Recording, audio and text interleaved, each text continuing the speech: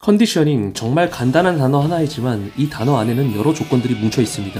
그렇기에 체형과 근육의 사이즈를 넘어 훌륭한 컨디셔닝이라는 여러 조건들에 부합하는 몸 상태를 만들어냈을 때 자신보다 더 많은 근육을 가진 선수, 자신보다 더 나은 체형을 지닌 선수를 이기는 일이 비일비재하게 일어나기도 합니다. 지역 내추럴 시합부터 올림피아까지 다녀오면서 느낀 점이 있다면 우선 첫 번째로는 보디빌딩계 최상위 포식자들이 포진한 올림피아 무대에서가 일반 IFBB 프로 대회들보다 컨디셔닝이 중요하다는 것입니다. 너무나 당연한 이야기처럼 들리지만 자세히 말씀드리겠습니다. 올림피아에서 상위권 성적을 기록하는 선수들은 기본적으로 골격 대비 가진 근육량이 기준을 넘어선 선수들입니다. 그렇기에 그 안에서 컨디셔닝이 중요하게 작용하며 컨디셔닝을 놓쳤을 땐 자신이 받을 수 있는 순위보다 많이 미끄러지게 되는 것이죠. 또한 모두가 수준 높은 컨디셔닝을 가져왔을 때는 비로소 그들이 가진 기본적인 체형이 심사에 영향을 끼친다는 것입니다. 하지만 올림피아 출전권을 위한 프로쇼에서는 간혹 일반 프로들이 넘어서기 힘들 정도의 근매스와 체형을 타고난 선수들이 본인이 만들 수 있는 80% 정도의 컨디셔닝으로 시합을 지배하는 경우도 있습니다. 오픈 선수들 모두가 정말 많은 근육량을 타고난 선수들이지만 올림피아 내에서 성적을 내는 선수들의 근육은 일반 프로들의 몸에 한 겹을 더 근육으로 붙여낸 느낌입니다. 그리고 그 차이는 완벽한 컨디셔닝을 만들어낸 일반적인 프로 선수들이 뛰어넘기가 쉽지 않은 정도의 차이입니다.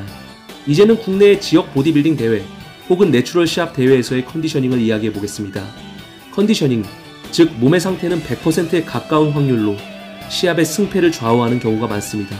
물론 더 수준이 높은 시합들, 훌륭한 헤비급 선수들이 대거 참여하는 시합에서는 모두가 훌륭한 컨디셔닝을 지니고 오는 경우가 많기에 엄청난 근매스 차이를 보이지 않는 이상 체형과 근육의 완성도가 시합 승패에 영향을 끼치기도 하죠.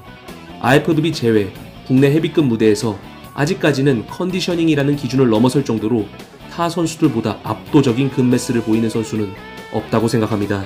지금까지 정리한 내용을 보았을 때 어쨌든 컨디셔닝은 수준이 높은 대회 혹은 미스터 올림피아에서의 승리를 위한 필수 준비 요건이 될 것입니다. 물론 헤비급 내에서도 압도적인 근매스와 체형을 지닌 선수들이 있는 IFBB 오픈 프로 시합들이 아니면 말이죠. 하지만 지역 일반 보디빌딩 대회, 내추럴 대회, 근매스의 차를 월등히 낼 수 없는 대회에서는 필수 조건을 넘어선 승패에 가장 큰 공헌을 하는 요인이 될 것입니다. 제 경험상 실제로 가장 몸 상태가 훌륭한 선수들이 압도적인 근매스 차이가 아니면 체급전이 이루어지는 보디빌딩에서는 당연히 가장 시선을 사로잡을 수밖에 없었습니다. 그렇다면 컨디셔닝은 어떤 조건들이 부합해야 할까요? 첫 번째는 많은 분들이 강조하는 다이어트의 상태입니다. 쉽게 이야기해서 피부가 전신에 걸쳐 얇은 상태가 되어야 한다는 것인데 이 부분 역시 말이 쉽지 모두가 해낼 수 있는 부분은 아니라고 생각합니다. 시합을 보다 보면 앞모습에선 완벽한 다이어트를 한 선수분이 뒷모습에선 두꺼운 피부가 자리 잡혀 있는 경우도 비일비재합니다. 두 번째는 힘찬 근육의 상태입니다. 다이어트는 훌륭하게 수행했지만 근육이 납작한 선수들이 있는가 하면 얇은 체지방을 볼륨감을 장착한 힘찬 근육이 밀어내는 듯한 입체감을 표현한 선수들이 있습니다. 완벽한 다이어트를 이뤄냈지만 근내 수분까지 부족한 상태의 몸보다는 완벽한 다이어트와 함께 밀고 나오는 근육의 형태를 띠는 선수들이 근육의 분리도도 더욱 선명하게 보일 것입니다. 세 번째는 근육의 세퍼레이션, 분리도입니다. 운동 전문가분들이 다양한 의견을 지니고 계시는 부분이기도 한데요. 세퍼레이션이란 부분, 근육의 디테일들이 쪼개지는 부분이 타고난 영역이라고 일컫는 분들이 계시고 운동을 통해 만들어내는 부분이라는 분들도 계신 것으로 알고 있습니다. 저는 보디빌딩 전문가가 아닌 보디빌딩 시청자이자 보디빌딩을 다루는 미디어 채널 운영자이기에 그런 부분들은 넘어가고 보이는 그대로 말씀드리자면 모든 부분의 근육의 분리도가 뚜렷이 나뉘어 있는 것, 앞서 말씀드린 힘있는 근육의 상태가 이 부분을 많이 도울 수 있다고 생각합니다. 네 번째는 국내에서 근육의 데피니션이라고 칭해지는 부분인데 이 부분은 첫 번째, 얇은 피부와 관련이 밀접하다고 생각합니다. 큰 근육은 하나의 커다란 덩어리로 보이지만 결국 그러한 근육도 근육 섬유로 이어져 있습니다. 훌륭한 다이어트로 얇은 피부가 준비된 선수라면 그러한 부분들도 잘 표현할 수 있는 몸을 지닐 수 있다고 생각합니다. 결국 분리해내어 이야기했지만 전반적인 몸의 상태를 일컫는 말이 컨디셔닝입니다.